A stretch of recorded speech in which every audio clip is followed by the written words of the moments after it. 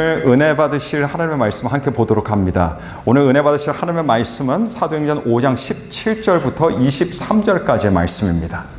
신약성경 사도행전 5장 17절부터 23절까지의 말씀을 제가 봉독해 드리겠습니다. 대제사장과 그와 함께 있는 사람, 즉 사두개인의 당파가 다 마음에 시기가 가득하여 일어나서 사도들을 잡아다가 옥에 가두었더니 주의 사자가 밤에 옥문을 열고 끌어내어 이르되 가서 성전에 서서 이 생명의 말씀을 다 백성에게 말하라 하매 그들이 듣고 새벽에 성전에 들어가서 가르치더니 대제사장과 그와 함께 있는 사람들이 와서 공회와 이스라엘 족속의 원로들을 다 모으고 사람을 옥에 보내어 사도들을 잡아오라 하니 부하들이 가서 옥에서 사도들을 보지 못하고 돌아와 이르되 우리가 보니 옥은 든든하게 잠기고 지키는 사람들이 문에 서 있으되 문을 열고 본즉 그 안에는 한 사람도 없다이다 하니. 아멘. 네, 여러분 1974년 11월 5일에 경기도 연천 고랑포라고 하는 곳에서 그렇게 멀지 않은 곳입니다. 거기서 한 8km 정도 떨어진 곳인데 거기서 북한의 남침용 땅굴이 최초로 발견이 되었습니다. 자, 이 땅굴은 휴전선 남방 한계선을 800m 남겨놓은 지점에서 발견되었는데 이 땅굴의 위치는 여러분 서울에서 불과 한 65km 떨어진 곳에서 발견이 됐습니다. 이렇게 발견된 땅굴이 바로 제1땅굴로 함께 부르게 됐습니다. 근데 그 길이가 벌써 3km나 넘는 그런 땅굴로서 콘크리트 구조물로 되어 있다고 합니다. 근데 당시 이 땅굴의 구체적인 목적을 한번 연구해 봤더니 국방부에서 이르기를 남침시 북한이 이제 남한을 쳐들어올 때 1시간에 한 개 연대 규모 군인들입니다. 그 규모가 어느 정도 되냐면 2,000명쯤 되는 거죠. 2,000명의 군사들이 1시간 동안에 올 수 있는 그런 규모였어요. 평상시에는 난파 간첩의 이동 통로로 사용하고 또 때로는 어떤 중요한 요인을 납치해서 납북시킬 때 사용하는 통로로 아마 사용 계획을 했을 거라고 이렇게 이야기합니다. 더 나아가서 우리 군의 상황을 언제든지 탐지하기 위해서 이 땅굴을 활용하려고 했을 것이다 라고 하는 것이 국방부의 추정입니다. 근데 당시 땅굴이 발견됐을 때 이 남한 사회에서 말이죠, 깜짝 놀랐습니다. 왜냐하면 첫 번째 땅굴이었기 때문에 아무래도 놀랐겠지만 이때 당시가 어떤 때였냐면요, 다 잘 살아보세 라고 하는 일념으로 우리 대한민국 모든 사람들이 사마을 운동과 함께 그렇게 소매 걷어 올리고 열심히 그렇게 살아가던 그때였는데, 그것보다 더 중요하게로는 2년 전에 7.4 남북 공동 성명이 발표되었습니다. 7.4 남북 공동 성명 뭐냐면요, 북한과 남한이 더 이상 적대하지 말고 우리 함께 평화로운 통일을 위해서 함께 모색해보자 라고 하는 이런 의견을 함께 맞춰서 서로 손을 잡고 있던 그런 때였습니다. 근데 그 7.4 남북선언이 이루어지고 나서 2년 뒤에 땅굴이 발견되었으니 여러분 남한의 모든 국민들에게 굉장히 큰 충격이 아닐 수가 없었습니다. 근데 땅굴의 충격은 그게 처음이자 마지막이 아니었습니다. 그 이후에도 줄줄이 땅굴들이 발견이 되게 됩니다. 제2 땅굴이 발견되는데 제2 땅굴은 1땅굴이 발견된 그 다음 해인 1975년 3월 19일 지하 54km 부근에서 발견이 됐습니다. 사실 이 제2 땅굴은요 1973년부터 그런 기미를 눈치챘었다고 합니다. 왜냐면 밤마다 이상한 굉음이 조금씩 들려오는 거예요. 보초들이 보초 쓰고 있는데 이상한 소리들이 들려온다는 거죠. 그걸 위에다 보고하고 그런 보고들이 계속해서 연달아 올라오니까 국방부에서 시추를 하기 시작해서 그로부터 한 2, 3년 뒤에 발견한 것이 바로 제2 땅굴이었습니다. 제2 땅굴은 높이가 한 2m, 폭이 한 2.1m 정도로 중장비를 옮길 수 있고 야포 같은 거를 움직일 수 있는 그런 규모의 땅굴이었습니다. 제1땅굴은 한 시간에 한 2,000명의 병력을 이동시킬 수 있지만 제2땅굴은 1만 명이 넘는 군인들을 한 시간 내에 움직일 수가 침투시킬 수 있는 그런 잠재력을 가지고 있던 땅굴로 드러났습니다. 자, 그리고 나서 제3땅굴이 1978년도 10월 17일에 발견이 됩니다. 제3땅굴은 제2땅굴처럼 굉장히 큰 땅굴이었어요. 근데 1, 2차 땅굴보다 훨씬 더 위협적으로 남한에 받아들여졌습니다. 왜 위협적이었냐면 서울에서 불과 44km밖에 떨어져 있지 않았기 때문에요. 그렇습니다. 27마일입니다. 27마일.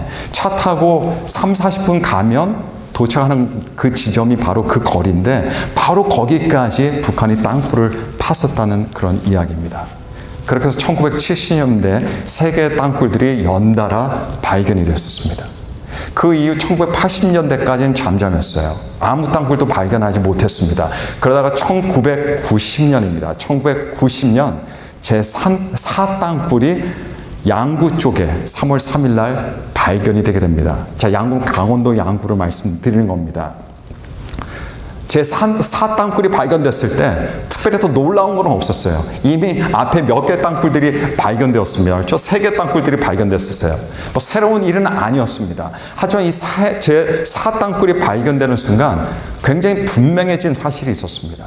여러분 지도를 보시면 아시겠지만 1, 2, 3, 4땅굴이 다 퍼져 있어요. 그거는 서부전선, 중부전선, 동부전선 할 거 없이 북한이 남침용 땅굴을 팠었다는 겁니다. 어느 곳 하나 예외 없이 어디에도 다 퍼져 있었다는 이야기죠.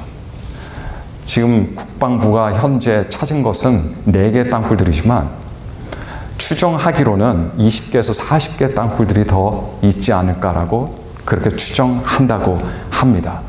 여러분, 남한과 북한은 지금 어떤 상황입니까? 지금 정전 상황입니다. 정전 상황이에요. 종전이 아닙니다. 종전은 전쟁이 끝난 걸 의미해요. 근데 전쟁이 끝난 것이 아니라 잠시 중단된 상태입니다. 그게 정전 상태예요. 서로의 합의하에 정전 상태에 이르게 된 겁니다. 그러다 보니까 전쟁이 끝나지 않았다 보니까 제2의 무슨 천안함 사건이라든가 연평도 폭격 얼마든지 일어날 수 있다 없다 일어날 수 있다라는 겁니다. 그게 정전 상태에 얼마든지 가능한 일이라고 하는 사실이에요. 그렇기 때문에 이런 상황에서 남한은요 계속해서 상황을 보면서 국방력을 계속해서 향상시켜야 되는 그런 책임과 의무를 가지고 있습니다. 동시에 안보의식 또한 국민들에게 안보의식을 갖게 하는 것도 당연히 중요한 일로 간주되고 있습니다. 자, 제가 왜 갑자기 땅굴 얘기를 드리냐면요. 제가 뭐 국방부에서 특별히 부탁받고 이렇게 말씀드리는 건 아닙니다. 여러분, 지난 시간에 우리가 함께 살펴본 본문이 있어요. 사도행전 5장 1절부터 11절 말씀을 우리 살펴봤습니다. 아나니아와 삽비라 사건이었죠. 아나니아와 삽비라 사건은요. 어쩌다가 교회 안에서 일어난 해프닝 정도가 아니었습니다. 아나니아와 삽비라 사건을 통해서 분명하게 드러난 사실이 있는데 그 사실이 무엇이냐면 사탄의 세력이 교회 깊숙한 곳까지 들어가 있는 것이 드러났다는 거예요. 그래서 아나니아와 삽비라 이야기를 들어보면요. 그거를 읽으면 마치 뭐가 연상이 되냐면 땅굴이 연상이 됩니다. 아무도 모르고 있을 때 북한이 땅굴을 파고 있듯이 사람들이 전혀 생각하지 못하고 있던 때에 그 시간에도 이 마귀는 교회 안으로 깊숙이 침투해서 굉장히 강한 영향력을 행사하고 있었다는 겁니다. 보통 그렇게 되면요. 사람들은 되게 잘 모릅니다. 교회는 눈치채지 못합니다. 뭐 그냥 또 다른 해프닝이겠지? 그냥 어떻게 하면 해결될 문제겠지 하고 덮어 넘어갈 수 있지만 하지만 그게 아니라는 이야기입니다. 바로 아나니아와 삽비라 이야기는 우리에게 그것을 가르쳐주고 있는 거예요. 우리의 가정의 문제 또는 사업의 문제, 건강의 문제, 직장의 문제, 대인관계의 문제, 그냥 인간의 문제처럼 보일 수 있습니다. 하지만 어떻게 보면 그런 문제들을 통해서 사탄이 그 영향력을 행사하고 있고 발휘하고 있을지도 모른다는 사실을 우리는 경각심을 가지고 우리는 알고 있어야 된다고 하는 그런 이야기입니다. 아나니아와 삽비라 이야기는 어디서 벌어졌습니까? 교회 내부, 교회 안에서 벌어진 사건이에요. 그런데 오늘 제가 봉독해드린 말씀은 어디서 일어나는 사건이냐면 교회 아니라 이번에 교회 바깥에서 일어나는 사건입니다. 이 말이 뭐냐면 사탄의 영향력은 교회 안에서도 있지만 어디에도 있다? 교회 바깥에서도 있다는 것을 우리에게 보여주고 있습니다. 자, 당시 대제사장과 사두개인들이 모여서 무엇을 했냐면 사도들을 잡아다가 뜬금없이 옥에 가두었습니다. 자, 뜬금없이 이루어진 일이에요. 제가 뜬금없다라고 하는 단어를 사용한 이유가 있습니다. 왜냐하면 사도들이 성전 안에서 무리를 일으켰거나 소동을 일으켰거나 어떤 범죄를 저지르지 않은 상태에서 이들이 체포돼서 옥에 갇혀졌기 때문에 그렇습니다. 말 그대로 뜬금없는 일이었습니다. 근데 도대체 대제사장과 사두개인들이 왜 사도들을 잡아다가 옥에 가두었을까요, 여러분? 왜? 물론 이들이 내세운 어떤 명분들은 당연히 있었을 겁니다. 아무 이유를 이야기하지 않고 무조건 잡아다가 옥에다가 가두지는 못한다는 이야기예요. 이런저런 명분들, 이런저런 이유들을 분명히 댔을 겁니다. 하지만 그것은 외적인 명분들일 뿐이에요. 성경은요, 이런 그들의 외적인 명분들을 거쳐서 진짜 그들의 그 의도를 둘러서도 아니고 직접적으로 이야기해 줍니다. 그 이유가 뭔지, 그 원인이 뭐였는지. 여러분, 오늘 본문 말씀 17절 말씀 보시게 되면 5장 17절인데 거기 말씀 보니까요, 대제사장과 그와 함께 있는 사람, 즉 사두개인의 당파가 다 마음에 시기가 가득하여 일어나서라고 이렇게 말씀하고 있습니다. 자, 여러 가지 명목들을 가지고 사도들을 옥에 가두었지만 진짜 이유는 어디에 있습니까? 바로 그들의 시기 때문에 사도들을 옥에 가두었다라고 성경은 그렇게 기록하고 있습니다. 시기입니다. 질투입니다. 여러분, 인간의 질투, 시기 굉장히 무섭습니다. 굉장히 무서워요. 그럼 많은 분들이 이거 여자분들의 문제가 아니겠냐라고 이렇게 생각하실 수도 있겠지만 사실 그렇지 않습니다. 시기와 질투는 남자든 여자든 어린 아이든 어른이든 상관없이 누구에게나 큰 걸림돌이 되는 겁니다. 독일에 굉장히 유명한 염세주의 철학자 쇼펜하우어라고 하는 사람이 있어요. 쇼펜하우어라는 사람이 누구와 함께 동시대 사람이었냐면 헤겔이라고 하는 더 유명한 자기 선배급 되는 사람입니다. 두 사람이 같은 대학에서 가르쳤어요. 근데 쇼펜하우어가 자기 집 강아지가 있는데 강아지 이름을 뭐로 붙였냐면 헤겔로 붙였습니다.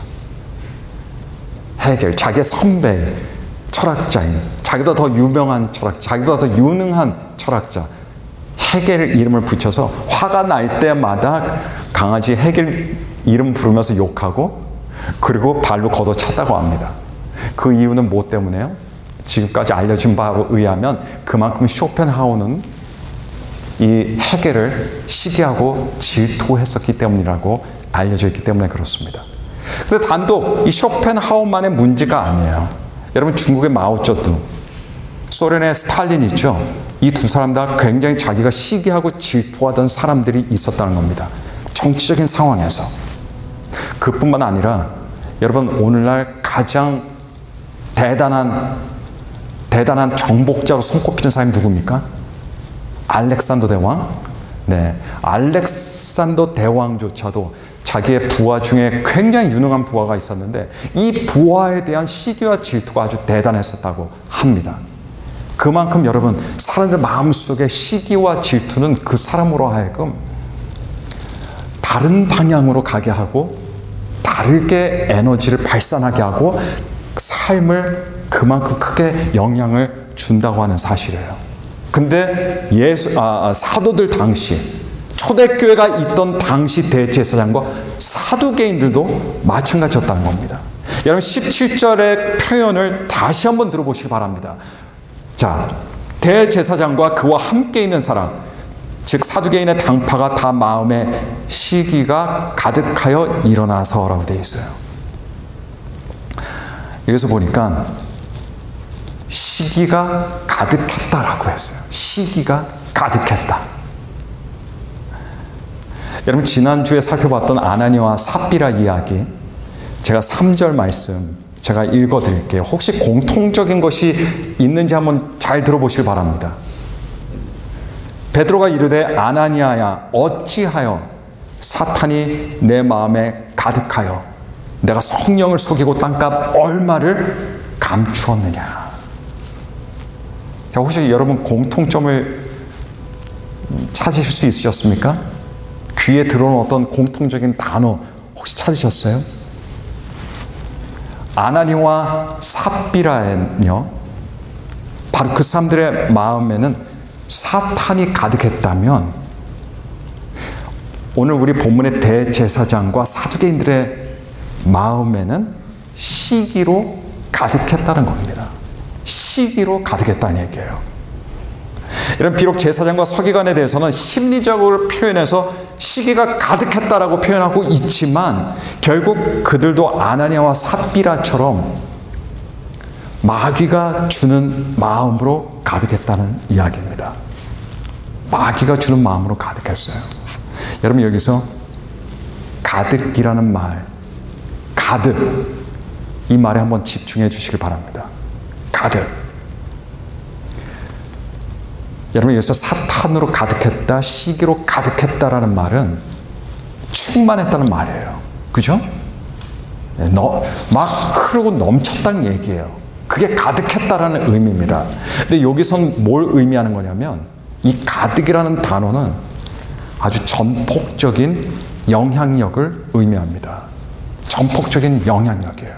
그냥 작은 영향력이 아니에요. 미세한 영향력이 아닙니다. 아주 대단한 전반적이고 전폭적인 사탄의 영향력을 의미하는 단어가 여기 가득이라는 단어입니다. 가득이에요. 구약시대 때에 애굽 왕 바로가 모세와 함께 대면할 때 계속해서 거절했습니다. 모세는 계속해서 요청했어요. 이스라엘 백성을 내놓아라. 그들 풀어주라. 바로는 계속해서 거절했습니다. 그 결과 하나님께서는 바로에게 10가지 재앙들을 보내셨어요. 근데 여러분 생각해 보십시오. 바로는 한두 재앙 경험하고 나서 풀어줄 수도 있었어요. 4개의 재앙, 또 5개, 6개의 재앙들 경험하고 풀어줄 수 있었어요. 그것도 쓴맛이었고 뜨거운 맛을 다 봤습니다. 근데 바로는 풀어주지 않았습니다. 왜 풀어주지 않았을까요? 왜냐면요, 바로 마음도 사탄의 전폭적인 영향력 아래에 있었기 때문에 그렇습니다. 여러분, 사탄의 전폭적인 아주 강력한 영향력 아래에 있으면 한 가지 뭘 못하는 게 있어요. 뭘 못하냐면 스탑을 못해요. 스탑이 안 돼요. 멈추지를 않아요. 멈출 수가 없습니다. 멈추고 싶어도 멈출 수가 없어요. 중독 같은 것들이 있죠. 사탄의 지배와 영향력, 중독을 통해서 많이 나타납니다. 사람들 멈추질 못해요.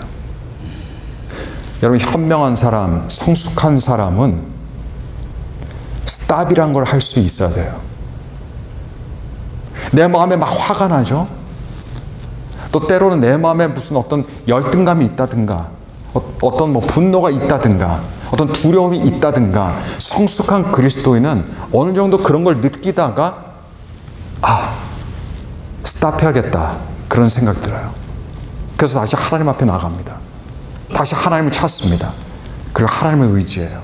그러면 하나님께서 주시는 힘과 마음과 능력으로 그것들을 극복하게 됩니다. 근데 사탄의 강력한 지배권 아래에 있으면 스탑이 안 되는 거예요. 누군가가 부딪혀 싸우잖아요. 미워하잖아요. 시기하잖아요. 질투하잖아요. 스탑이 안 되는 거예요. 이거는 내리막길을 가는데 브레이크가 없이 가는 것과 마찬가지입니다. 이게 사탄의 강력한 영향력과 지배권 아래에 있는 사람들의 특징입니다. 멈출 수가 없어요. 스탑이 안 되는 거예요. 그래서 점점 더 문제는 심각해집니다. 그 마지막에는 뭐가 있어요? 그 마지막에는 완전한 낭패가 있습니다. 완전한 실패가 있어요. 영적으로는 완전한 멸망이 있을 뿐입니다. 이게 사탄의 전폭적인 영향력 아래 있는, 사탄의 지배에 갇혀 있는 사람들의 특징입니다. 그리스도인은 살다가, 걸어가다가, 뛰어가다가 넘어질 수 있어요. 누구도 마찬가지입니다. 시험에 들 수도 있습니다. 하지만 진짜 그리스도인은 다시 일어나요. 하지만 사탄의 지배력 아래에 있는 사람은 일어나지 못합니다. 그대로 자빠져 있습니다. 주저앉게 됩니다. 여기서 가득이라는 단어가 바로 그걸 의미하는 거예요, 여러분. 가득. 누군가가 사탄이 주는 마음으로 가득 차 있다면 그 사람은 완전 둠이에요. 희망이 안 보입니다. 소망이 안 보여요. 그래서 성경은 성령으로 충만하라고 합니다. 성령으로 충만하라고 해요. 성령으로 가득 차 있으라는 이야기예요. 왜냐하면 그것이 바로 그리스도인들을 지켜주는 거예요. 그것이 그리스도인들로 하여금 일어서게 하는 겁니다. 그것이 그리스도인으로 하여금 자기 그리스도인의 삶을 살게 해주는 비결이 되기 때문입니다. 사탄의 지배 가운데 있는 사람은 사탄이 끌고 가는 대로 그냥 끌려갈 수밖에 없어요. 어쩔 수 없습니다. 또 가득이라는 말은 뭘 의미하냐면요, 일종의 영어로 하면 full force라는 걸 의미하기도 해요. 가득이라는 말은. 여러분, 사탄은 누군가 시험하고 누군가 넘어뜨리려고 하고 누군가 유혹하려고 할 때 살짝 왔다 가는 게 아니에요.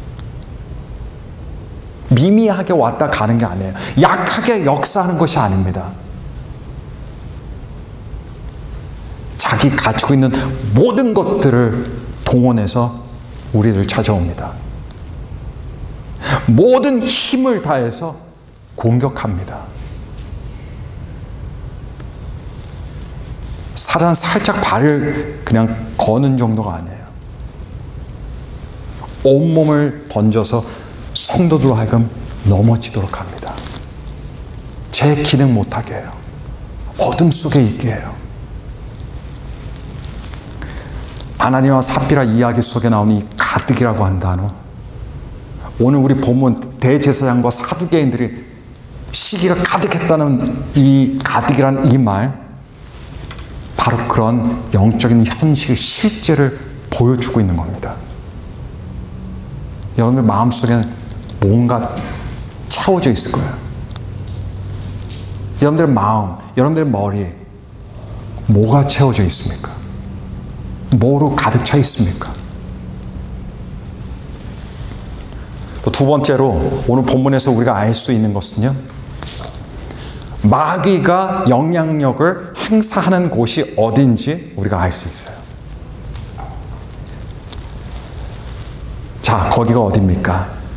오늘 본문 말씀, 다시 17절 말씀 계속 보는데 17절 말씀 보니까 대제사장과 사두개인의 당파가 다 어디에 시기가 가득했다고 기록합니까? 어디에? 마음에 가득했다고 하고 있어요. 아나니와 삽비라 이야기 속에서도 그들이 사탄으로 가득 차 있었어요. 어디에 가득 차 있었어요? 마음에. 둘 다 마음이에요. 둘 다 마음입니다. 사탄이 영향력을 행사하는 곳은, 사탄이 지금 바라보고 있는 곳은, 사탄이 노리고 있는 곳은 여러분들의 마음입니다. 그리스도인들의 마음이에요. 누구나가 어릴 때는 귀신에 대해서 뭐 이야기하기도 하고 뭐 그러죠, 여러분. 어릴 때. 저도 어릴 때 친구들하고 귀신 얘기도 하고.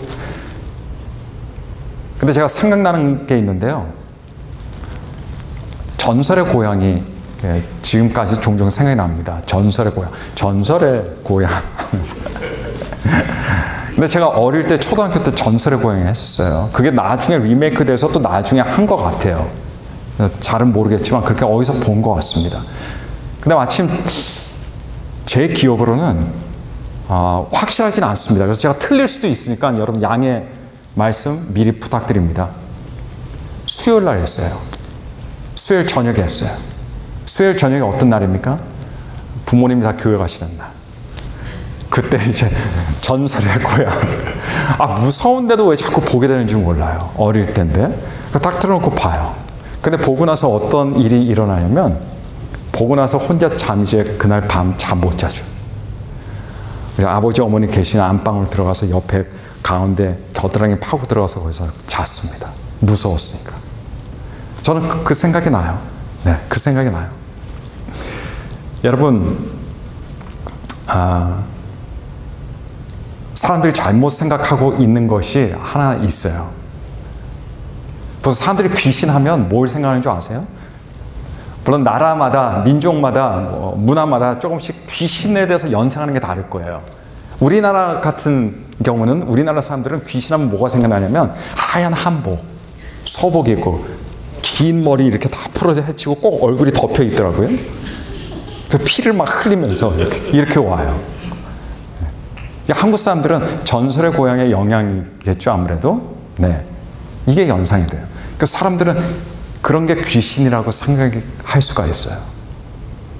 그런 게 귀신이라고. 근데 여러분, 제가 여기서 확실하게 말씀드리고 싶은 게 있는데 뭐냐면, 귀신은요, 영적인 존재예요. 영적인 존재는 우리 가식으로 보이는 존재가 아닙니다. 육적으로 보고 싶다고 해서 보이는 존재가 아니에요. 영적인 존재예요.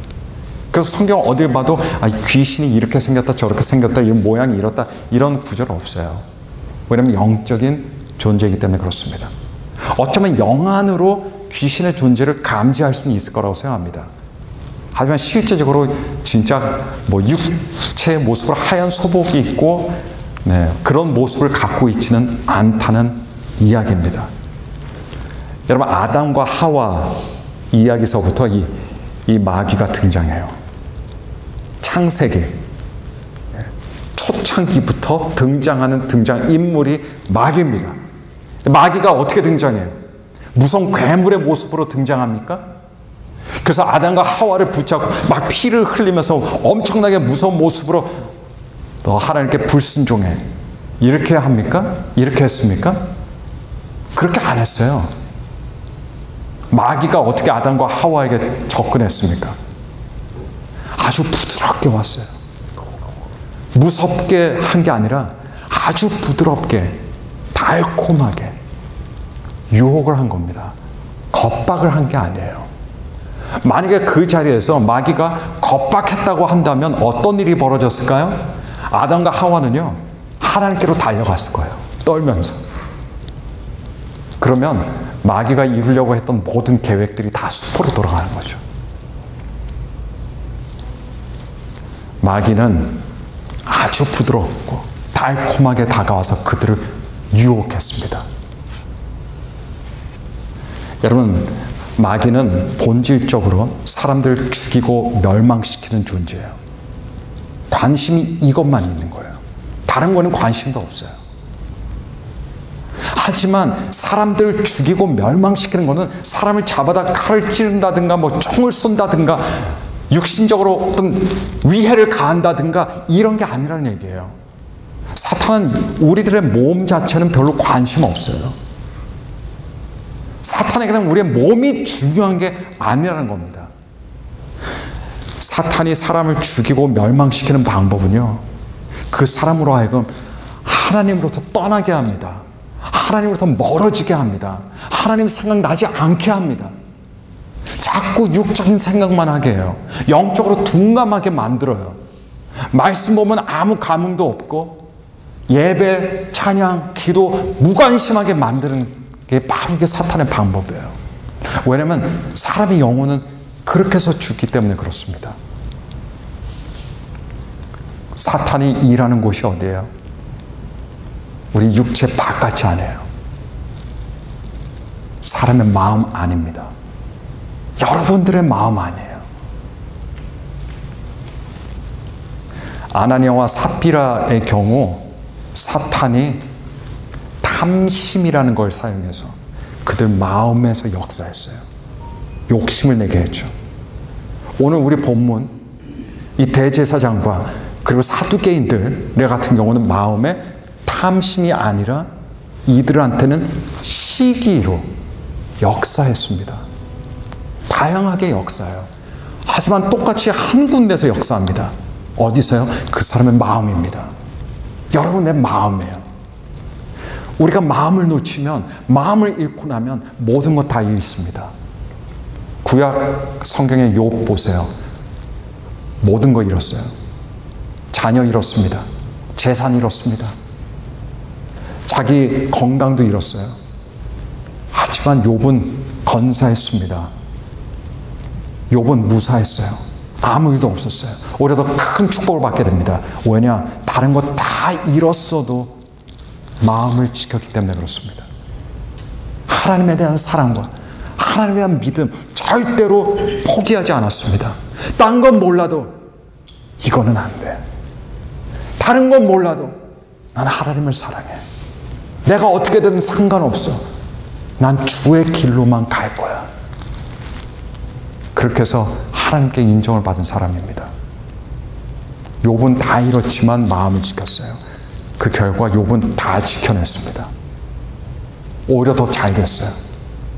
다른 건 다 있는데 마음을 잃는다면 그 사람은 다 잃는 겁니다. 모든 걸 잃는 겁니다. 그게 바로 멸망입니다. 사탄이 활동하는 영역은 사람의 마음이에요. 사탄이 영향력을 행사하는 곳이 어디냐? 사람의 마음입니다. 여러분의 마음에 근심이 있습니까? 걱정이 있습니까? 불안함이 있습니까? 두려움이 있습니까? 시기나 질투가 있습니까? 나태함과 게으름과 안일함이 있습니까? 그런 것들은 사탄이 주는 마음입니다. 그런 마음은 가지고 있는데 그 마음을 주는 사탄은 사람들은 보질 못해요. 여러분들 마음을 잘 살피시길 바랍니다. 마음만 지키면 여러분 다 지킵니다.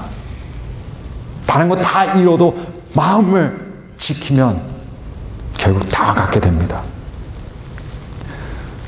여러분, 지난주에 아나니와 삽비라 이야기를 보면서 굉장히 충격적인 그런 이야기를 우리가 살펴봤는데 오늘도 사실은 충격적인 이야기가 있어요. 그 충격적인 이야기가 뭐냐면 사도들이 옥에 갇혔다는 겁니다, 여러분. 사도들이 옥에 갇혔어요. 아니, 아나니와 삽비라는 자기들이 잘못해서 벌을 받아 죽었어요. 마땅한 거죠. 근데 사도들은 다 알지 않습니까? 주의 일을 하던 사람이었습니다. 주의 말씀을 선포하던 사람들이었어요.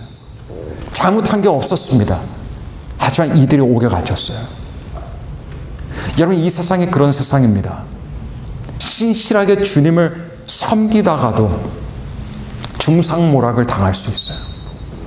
하나님을 뜨거운 마음으로 사랑하다가도 옥에 갇힐 수 있습니다. 주의 뜻 안에 거하면서 살다가도 큰 불행한 일을 경험할 수 있어요. 왜냐? 이 세상이 바로 그런 세상이기 때문에 그렇습니다. 여긴 천국이 아니지 않습니까? 이 세상은 사탄이 역사하는 곳입니다. 우리는 사탄이 역사하는 한 가운데 살고 있습니다. 적지에서 살고 있는 것과 마찬가지예요, 여러분. 여기서 많은 것들, 잘못된 걸 기대하면 안 돼요. 초대교회에 성령의 역사가 있을 때 사단의 역사가 함께 있었어요. 교회 바깥 세상도 똑같습니다.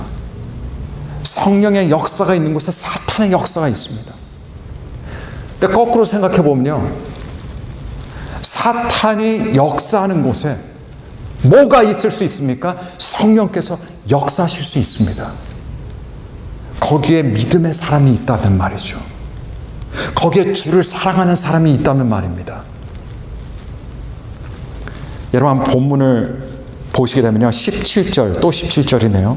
17절 보시면, 자, 대제사장과 그와 함께 있는 사람, 즉 사두개인의 당파가 다 마음에 시기가 가득하여 일어나서 무엇을 했습니까? 사도를 잡아다가 옥에 가두었습니다.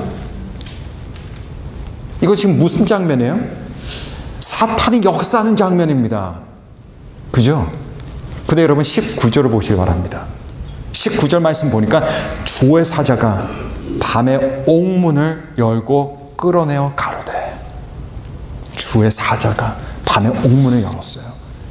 무슨 역사입니까? 성령님의 역사하심이에요. 사탄의 역사가 있는 곳에, 거기에 주의 사람이 있다면, 하나님의 백성이 있다면, 하나님의 자녀가 있다면, 동시에 사탄의 역사만 있는 것이 아니라, 사탄의 역사만 있게 하는 것이 아니라 그 가운데서 성령께서 역사하신다는 겁니다. 그래서 아무리 우리 상황과 환경이 그냥 눈물로 가득 차고 슬픈 일로 가득 차고 아무리 앞이 캄캄하고 안 보인다 할지라도 우리는 기대할 수 있어요. 왜냐하면 믿음이 있는 곳에, 주를 사랑하는 하나님의 자녀들이 있는 곳에 성령께서 고아처럼 버리지 아니하시고 함께 계셔주시고 역사하시기 때문에 그렇습니다.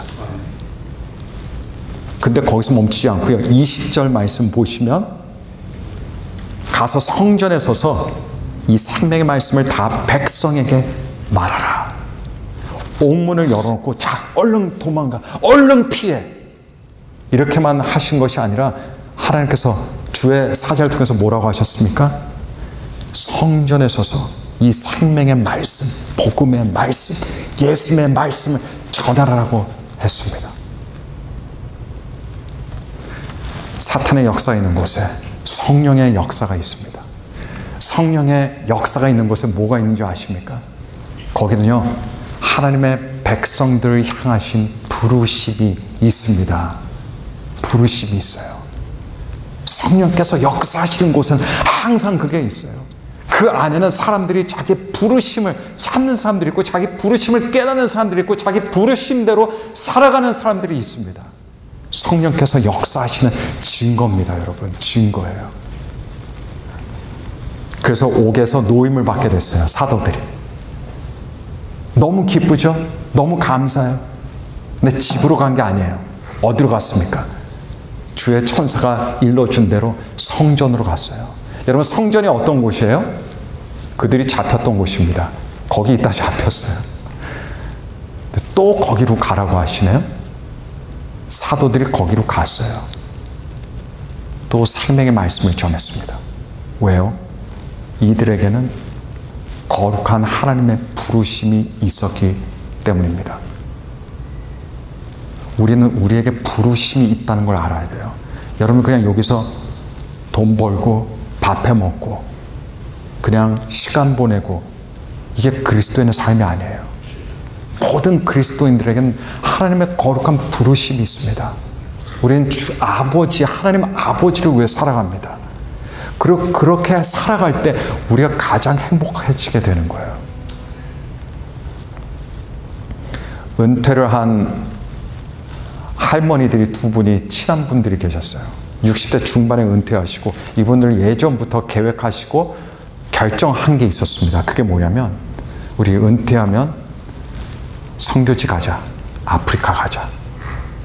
그래서 이 두 분이 근데 또 과부들이셨어요. 네, 남편들 다 같이 이르시고, 그러다 보니까 더 같이 친해졌던 모양입니다. 그래서 은퇴하고 나서 아프리카 갔어요. 아프리카에서 거기서 이제 아무래도 뭐 많은 일들을 할 수는 없겠지만 할 수 있는 일들을 했습니다. 네, 거기서 사람들 돌보면서 그분들이 할 수 있는 일을 했죠. 그다음 2년쯤 지났을 때 이분들이 차를 타고 가는데, 또 자기들이 사역하는 곳으로 가는데 브레이크가 고장난 거예요. 근데 여러분, 아프리카의 그 도로 시설이 어때요? 도로 시설 뭐 거의 없지 않습니까? 특별히 시골 같은 데 가면 브레이크가 고장나니까 차가 낭떠러지로 추락했어요. 그 자리에서 그 두 분의 할머니들이 다 직사하셨습니다. 그 사건이 있으면서 많은 사람들이 이런 질문을 던졌어요. 아유, 그래, 왜 나이까지 그렇게 드시고 선교지 가셔서 그렇게 하다가 그렇게 자기 때도 아닌 때 그런 죽음을 맞이해야 됐나? 이거 완전히 인생의 낭비 아니었나? 그분들이 선교지 안 가고 그냥 집에서 살았으면 다른 사람 살듯이 편안하게 살다가 그렇게 갔을 텐데, 충분히 뭐 80, 뭐 90까지 살다가 행복하게 갔을 텐데, 이게 대부분의 사람들이 바라보던 시각이었습니다. 과연 하나님께서 같은 시각으로 그렇게 그 할머니들 보셨을까요? 여러분, 사람들마다 인생을 낭비한다, 시간을 낭비한다, 사람들마다 개념이 있어요. 그 개념 없는 사람은 없어요. 근데 그리스도인의 견주에서 볼 때 인생의 낭비는 자기가 받은 하나님의 부르심대로 살아가지 못하는 것이 자기 인생을 낭비하는 겁니다, 여러분. 낭비하는 거예요. 이게 낭비예요. 이런 낭비하는 인생이 되지 않기 위해서 우리는 하나님의 부르심대로 살아가는 겁니다. 사람마다 부르심은 다 달라요. 어떤 분들은 풀타임 선교사가 되는 것이 하나님의 부르심이고, 어떤 분들은 풀타임 목회자가 되는 게 하나님의 부르심이에요. 어떤 분들은 가사 일을 하면서 나름대로 받은 부르심대로 살아갑니다. 어떤 사람들은 직장 생활하면서 직장 안에서의 그리스도인으로 살아가요. 다 부르심은 달라요. 그러나 중요한 것은 누구나가 그리스도인이라면 부르심이라는 것이 있는데 그 부르심대로 살아가야 인생의 낭비가 없다라고 하는 사실입니다. 여러분, 요약하겠습니다. 이 세상에는 분명히 성령님의 역사가 있습니다. 있어요. 근데 이 세상에 사탄의 역사도 있습니다. 이 사탄의 역사가 어디에서 일어나요? 사람들의 마음에서 일어납니다. 오늘 본문처럼, 지난주 본문처럼 마음에서 활동합니다. 하지만 성령의 역사도 있고 사탄의 역사가 있지만 이 세상에 그리스도인이라면 또 있는 게 있어요. 그게 뭐냐? 자기의 부르심입니다. 자기의 부르심대로 살아가는 거예요. 이게 반드시 있어요. 오늘 본문에서 사도들은 자기의 부르심대로 살았어요. 자기 잡혔던 곳, 그곳에 또 성전에 가서 또 생명의 말씀 전해요. 불보듯 뻔하잖아요. 그 다음은 뭐 또 잡혀갈 거 아니겠습니까? 하지만 자기들의 부르심이 있었어요. 그 부르심에 순종했습니다. 그리고 거기서 하나님의 말씀을 전했습니다. 저와 여러분들에게도 다 거룩한 하나님의 부르심이 있습니다. 그 부르심을 무시하며 살아가는 건 가장 불행한 일이에요. 가장 당혹스러운 일입니다. 그거는 인생을 낭비하는 가장 첫 번째 방법이에요. 부르심을 모르고 살아가는 것, 부르심을 무시하고 살아가는 것. 여러분, 하나님의 부르심에 따라 살아가실 때 하나님께서 여러분들을 통해서 성령의 역사를 놀랍도록 일으켜 주실 줄로 믿습니다. 하나님께서 이루어 주십니다. 그 믿음과 그 마음으로 우리가 살아갈 때 정말 여러분들의 인생 안에, 여러분들의 가정 속에, 여러분 살아가는 사람들 마음 속에 하나님께서는 뭘 일으키세요? 하나님은 새 물결을 일으켜 주십니다. 그 믿음 반드시 있어야 됩니다. 그 믿음으로 오늘도 그리고 이번 한 주 동안도 살아가시는 저와 여러분들이 되시기를 예수 그리스도 이름으로 축복하고 축원합니다. 우리 함께